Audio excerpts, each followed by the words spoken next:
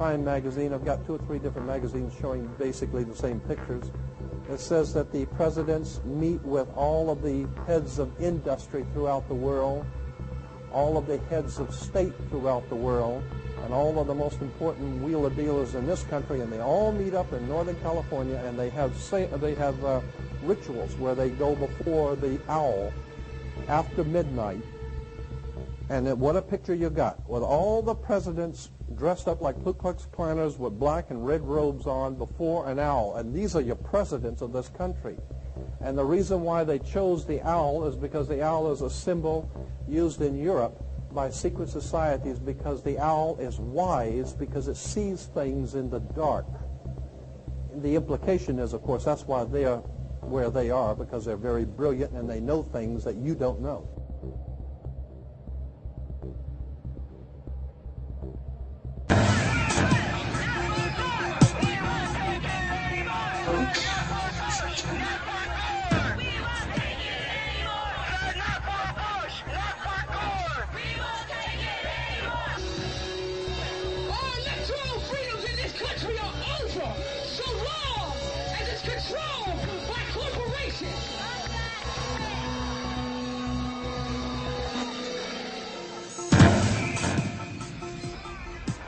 Your living room is the factory. The product being manufactured is you.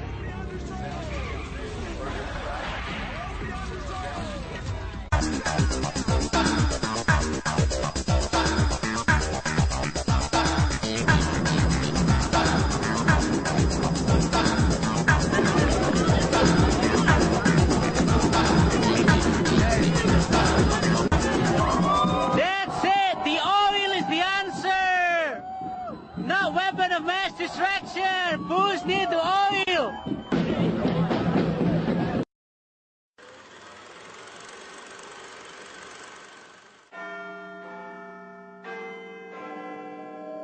Studying shadows like an indoor cat until dusk, when the sky walks me home.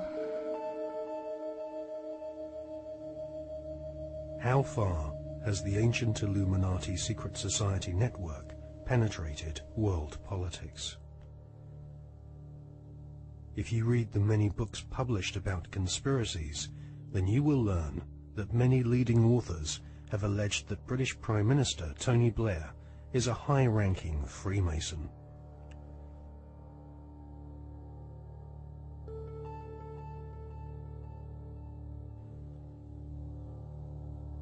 Mr. Blair is a Queen's Counsel barrister, a profession which has its roots in the Temple Bar, built in London by the Knights Templar secret society in the 12th century. According to many authors, Tony Blair follows the tradition of Masonic membership amongst large numbers of barristers and judges. Mr. Blair is allegedly a member of the 1591 Studholme Masonic Lodge, which meets, amongst other places, at the Café de Paris in London. The Prime Minister has defended his role in lobbying on behalf of a wealthy Labour Party donor who was negotiating to buy a steel company from the Romanian government. Mr. Blair wrote a letter in support of Lakshmi Mittal, an Indian billionaire who lives in London.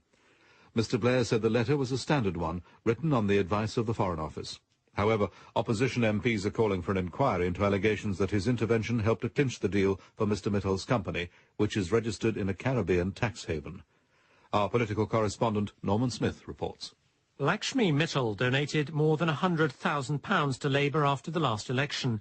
Shortly after that, Mr. Blair wrote a letter to the Romanian Prime Minister in support of a successful bid by Mr. Mittal's company, L&M Holdings, to buy a Romanian steelworks.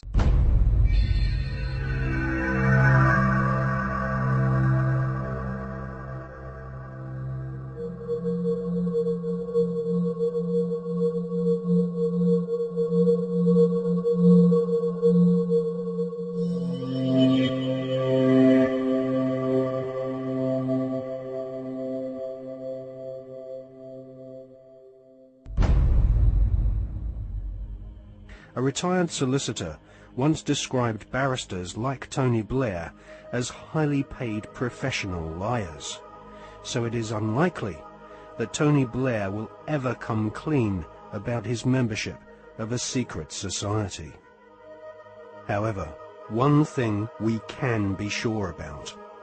The Masonic establishment at the heart of British society does not like being probed or investigated when it comes to matters of Masonic membership.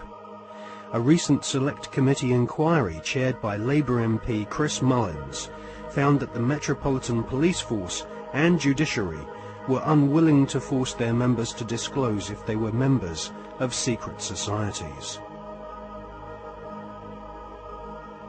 In a series of embarrassing revelations in the 1970s and 1980s, the British author Martin Short established that the Scotland Yard Vice Squad and senior CID officers were all Masons and taking bribes from pornographers in London's Soho. Martin Short estimates that 1 in 6 British police officers are Masons, and that there are approximately 600,000 Freemasons in Britain today. Many Freemasons occupy highly paid jobs at local borough councils across Britain, which often have Masonic temples inside council buildings, maintained at the taxpayer's expense. In Scotland, Masons used to proudly parade through the streets. After the exposure of local authority frauds involving corrupt Masonic solicitors and councillors, British Freemasons went underground and now rarely march in view of the public. The public image of British Freemasonry has been damaged by the revelation that supercriminal Kenneth Noye and the men responsible for the Brinks-Mat gold bullion robbery were all Masons. As Prime Minister, Tony Blair has frequent meetings with the Queen. She herself is Grand Patroness of International World Freemasonry, which has its Grand Lodge of England headquarters near Drury Lane in London. The British government employs a huge number of civil servants, magistrates, judges, solicitors and officials, which have all historically been Freemasons. The deceased author of The Brotherhood, Stephen Knight, says that penetration of Freemasonry into the British establishment goes way beyond policemen and parish councils. Knight says that the Palace of Westminster, home to the British Parliament, is used as a meeting place for at least 2 Masonic lodges. One of these lodges is called the New Welcome Masonic Lodge, which regularly hosts blood-curdling rituals and ceremonies inside the Palace of Westminster. Members of Parliament from all political parties gather together, wearing white gloves, sashes, lambskin aprons, and wielding ceremonial daggers, swearing bloodthirsty oaths of allegiance to each other. Just where this leaves British democracy is anyone's guess, but the fact that these secret ceremonies take place in a building paid for by the British taxpayer leaves one wondering if Freemasons do not see themselves as superior to the average British citizen. Many researchers claim British Prime Minister Tony Blair is a high-ranking 33rd degree Freemason. This is the highest rank of Mason, and this elite cabal of British Freemasonry has its own headquarters at number 10 Duke Street, which some claim is connected to number 10 Downing Street via a secret underground tunnel. Inside the Duke Street headquarters of the Supreme Council of the 33rd degree, there is a red room, a black room, and a chamber of death, which Masons use for macabre rituals based on ancient Jewish mysticism and Enochian magic. Once initiated into the 33rd degree, Masons are told they are superior beings, and the human population are referred to as being profane goyim, which means cattle. If Tony Blair is indeed a 33rd degree Freemason, then he is following in the footsteps of previous Prime Ministers who have all been members of either Freemasonry, the Knights Templar, or the Round Table, which was started by Sir Cecil Rhodes following his economic conquest of Zimbabwe during the 19th century. Winston Churchill was also a 33rd degree Freemason, initiated